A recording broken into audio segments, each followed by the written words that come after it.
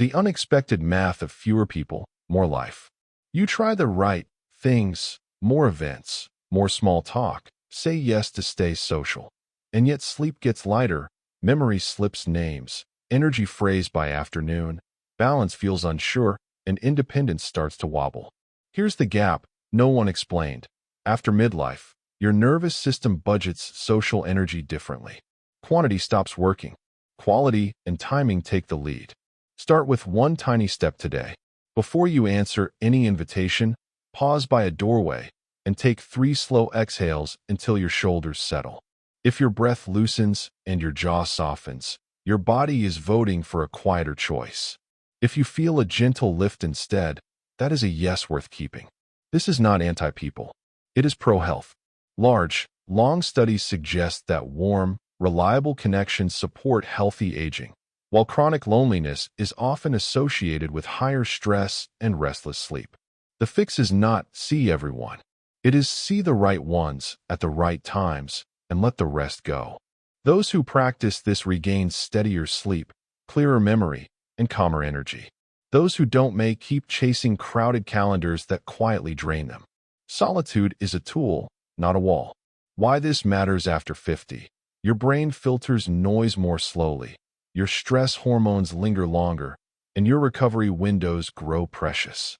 Choosing deliberate solitude reduces the soundtrack of demands so that the connections you keep actually heal you. Marjorie, 62, in Asheville kept saying yes. Church committee, neighborhood watch, 3 text threads that buzzed past midnight. Dishes clinked in her sink. The citrus of dish soap clung to her hands. The refrigerator hummed like a second heartbeat. She slept lightly and woke braced against the day. One Sunday, she tried the doorway pause. She breathed out at the back door, watched a line of sun move along the floor, and whispered, "Not tonight." Her palms tingled, then cooled. The first week, she set quiet hours after dinner. The second week, she canceled one meeting and invited one friend for tea on her porch instead. By the third week, she slept through until dawn and remembered the grocery list without a note. The porch boards felt warm under her soles. What this means for a listener over 50. Fewer, warmer interactions often improve sleep and attention more than expanding your social circle.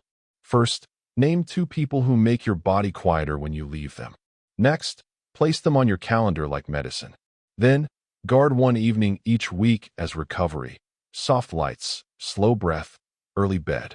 Finally, decline with kindness when your gut says no. Benefits show up as steadier mornings and easier recall of details. Ignoring this may lead to persistent fatigue and choppy sleep. If this already resonates, tell me one word for how your body feels after saying a gentle no.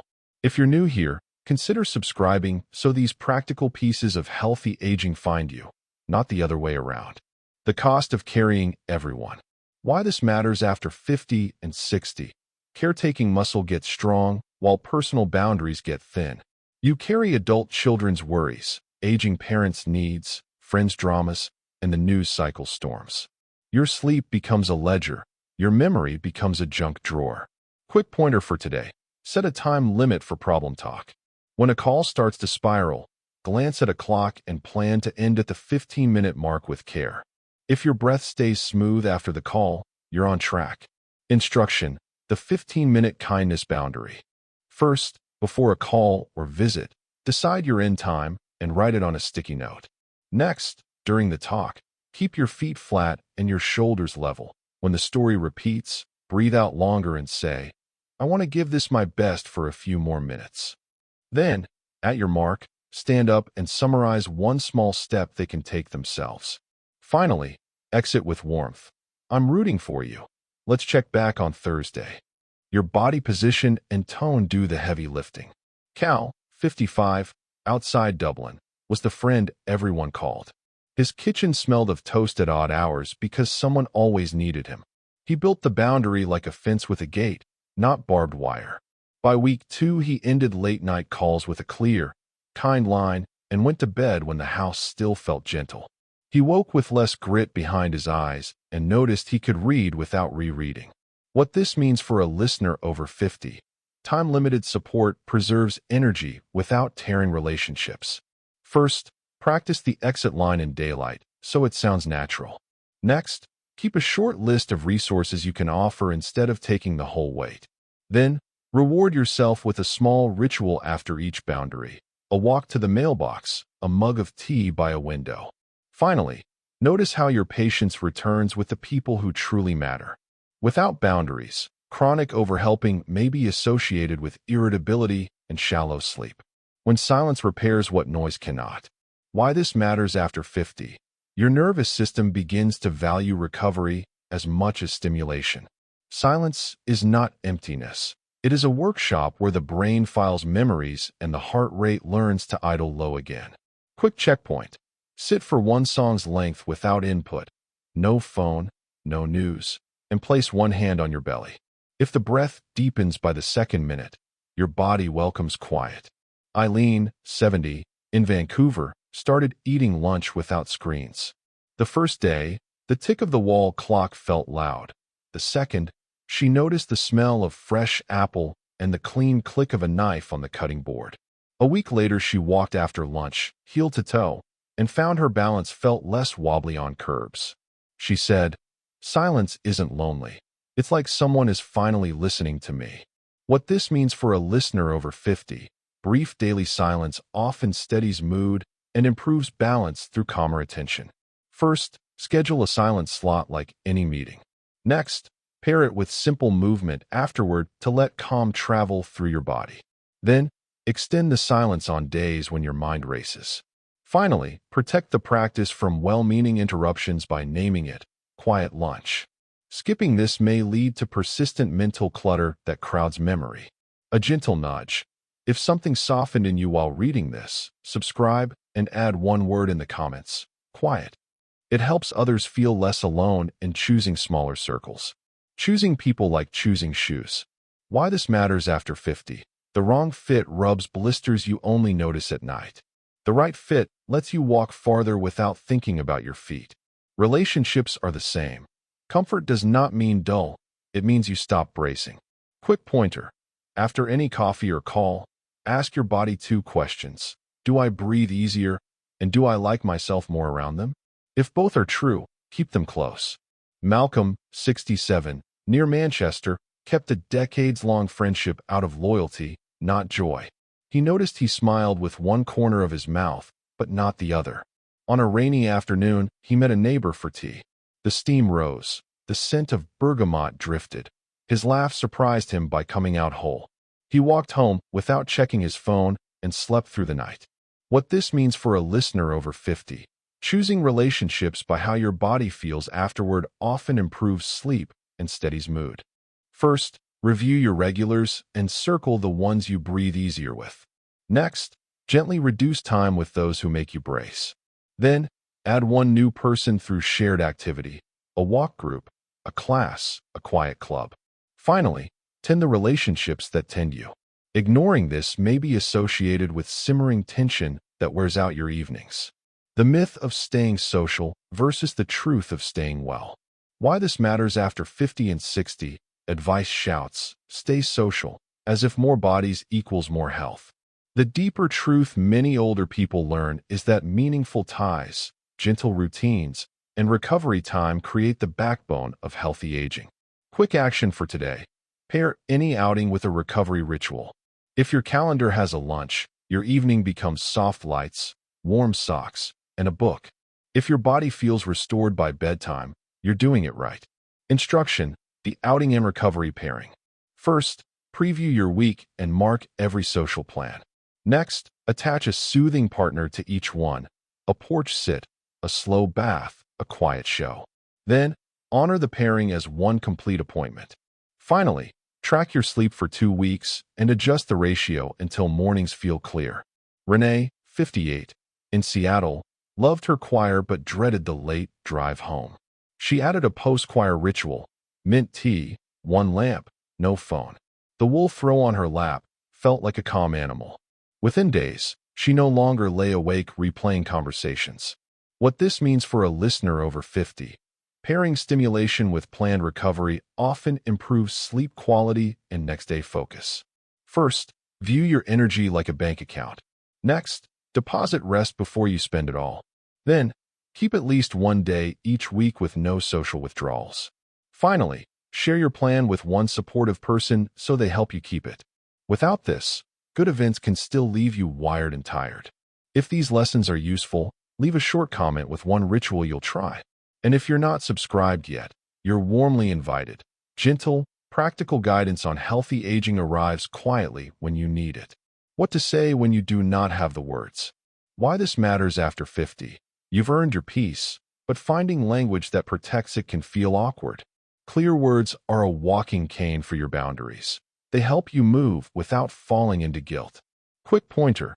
Memorize one sentence for each common situation. If your heartbeat stays even while you say it, you found the right tone. Instruction. 3 phrases that save your evening. First, for invitations that are too much. Thank you for asking. I'm keeping evenings quiet this week. Next, for unplanned calls. I can talk until the kettle boils. Then, for repeated venting. I care about this and I need to pause here. What's one small step you can take by tomorrow? Finally, practice each phrase once a day aloud so it lives in your mouth, not just your head. Gwen, 73, in Toronto, wrote the phrases on a card by her phone. The first time she used one, her fingers trembled, then warmed. The next morning, she did not dread her messages. She cooked oatmeal and hummed. What this means for a listener over 50. Rehearsed, kind language reduces stress spikes and protects sleep. First, choose the phrase that scares you most and practice it until it doesn't. Next, pair it with the doorway pause so your body backs your words. Then, celebrate small wins with a note on the fridge. Finally, notice how people who love you respect the new shape of your time. Ignoring language practice may be associated with relapse into old stress patterns. The science in the background, the softness in the foreground. Why this matters after 50 and 60. Your body listens to hormones, light, blood sugar, and breath. Boundaries, solitude, and carefully chosen company lower stress chemistry and make room for deeper sleep and steadier memory. Research across aging and mental well-being generally supports this. Stable routines, supportive ties, and stress reduction habits help people age with more independence. Quick action now. Step outside for morning light tomorrow and keep the evening dim. If your sleep lands one shade heavier, your system is responding. Bill, 61, in Boston, mixed solitude with a walking partner twice a week. He said the city air smelled like rain on stone. The talk stayed gentle. The silence between words felt like a bench they shared. He balanced quiet with connection and felt less tugged by the news. What this means for a listener over 50. Blending solitude with low-pressure companionship often eases stress and supports healthy aging. First, make morning light a habit and treat calming evenings as healthcare. Next, add a low-stakes social touchpoint to keep your world open. Then, keep food steady so your mood is not held hostage by spikes and crashes. Finally, remember that there is no prize for doing it all. Overstuffed days may lead to shallow sleep and scattered focus. What changes when you change who gets your time? Why this matters after 50. Energy becomes the currency that buys independence. Spend it on noise and you risk your steadiness. Spend it on meaning and you strengthen your days. Quick pointer. Every Sunday evening, circle 3 hours on your calendar labeled repair. If you protect even 2 of them, you will feel the difference by midweek. Harold, 66, in Phoenix, traded a weekly networking mixer for a library hour and a call with his granddaughter. The library smelled faintly of paper and dust. The call was all breathy giggles and new words. That night, he slept deep enough to dream of a road with no traffic. What this means for a listener over 50. Investing time in meaning rather than noise often yields better sleep and brighter mornings. First, pick your repair hours and guard them. Next, put your people of peace inside those hours. Then, keep devices out of reach. Finally, take notes on how mornings feel and adjust. Skipping repair time may be associated with creeping burnout. A soft call to action. If these ideas help you breathe easier, subscribe and share one tiny change you'll make this week. Your comment might be the nudge someone else needed. The heart of the matter. The core idea is simple. At 70, Avoiding people isn't withdrawal. It's choosing health by choosing who, when, and how. You protect sleep, memory, energy, balance, and independence by trading crowds for connections and noise for repair. You are not closing the door. You are learning which doors lead home. Thank you for being here, for listening with kindness to yourself. If this spoke to you, please subscribe, like, and leave a short comment with the phrase, "Quiet Hours." I'm grateful you're part of this circle.